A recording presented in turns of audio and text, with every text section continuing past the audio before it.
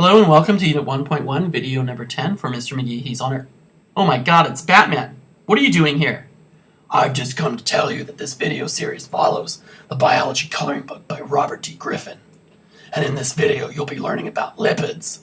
Brilliant! Batman, what are you doing here? How did you find me? Damn. Well, in this video, we're going to be learning about lipids. Lipids are fats, waxes, oils, and steroids. Generally, they're things that don't dissolve well in water, and we're going to be focusing on two types of lipids. Fats, or also known as triglycerides, and another similar lipid called a phospholipid. And both of these have real biological significance. So, fats. Fats are called triglycerides, and they're called triglycerides because they are polymers made up of a glycerol molecule and then 3 fatty acids. Glycerol is a 3-carbon molecule. The fatty acids are just long chains of carbon. Sometimes they can have up to 24 different carbons in that chain. You put them together, 3 fatty acids, glycerol, you get triglycerides. Fatty acids are long chains of carbon, and the reason they're called fatty acids is because when they're put into a solution of water, they tend to release a little bit of hydrogen ion. So they're weak acids, and they come in 2 types, saturated or unsaturated. Chemically, here's the difference between saturated and unsaturated fatty acids. Saturated fatty acids have every single carbon in the chain bonded with a single bond, and so that means they can be full of hydrogen atoms. They're filled to capacity with hydrogen atoms. In other words, they're saturated with hydrogen atoms. Whereas unsaturated fatty acids often have a carbon or 2 that share a double bond, and as a result, they have fewer hydrogen atoms in them. They look like this, sort of. This is what they would look like if they were stick figures. The saturated fatty acid on the left here has 3 fatty acid tails, but they're all straight. Unsaturated fatty acids have 3 tails too, but the fatty acid tails that have the double carbon bond have a bend in them, so they physically look different than the saturated fatty acids. Now, there is a difference in terms of how healthy these types of fatty acids are. In general, scientists say that you should try to avoid foods that are high in saturated fats. The problem is that almost anything you eat that has fats in it has a mixture of saturated and unsaturated fatty acids. And so here's a chart that you can use to try and determine what you should eat in order to maximize the amount of unsaturated fatty acids that you're consuming and minimize your saturated fatty acid intake. So, instead of eating a stick of butter, which is 66% saturated fats, try something healthier like a gallon of safflower oil. That's delicious.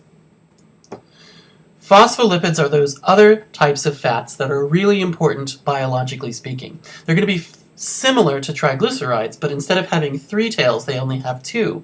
Instead of the 3rd tail, they have a phosphate group and a polar group that are put there instead of that fatty acid.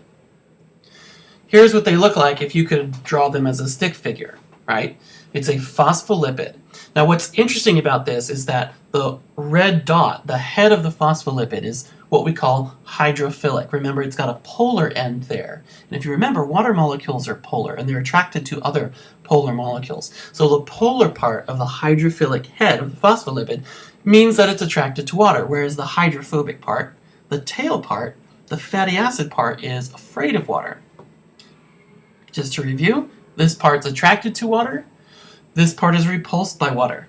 Now, this is really interesting chemically because if you take some phospholipids and you dump them into water, they spontaneously form these really interesting structures.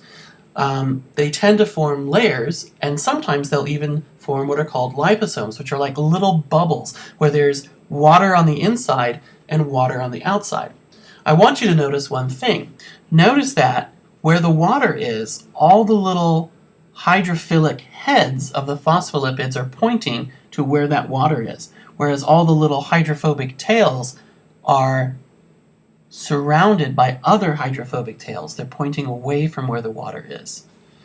So if I could put this into a sort of time-lapse sort of photo for you, if you take a bunch of phospholipids and dump them into water, they bounce around like crazy, trying to trying to shield their hydrophobic legs from exposure to the water. And the best way to do that, the most efficient way for them to do that, is by joining other phospholipids and making these sheets, these phospholipid bilayers.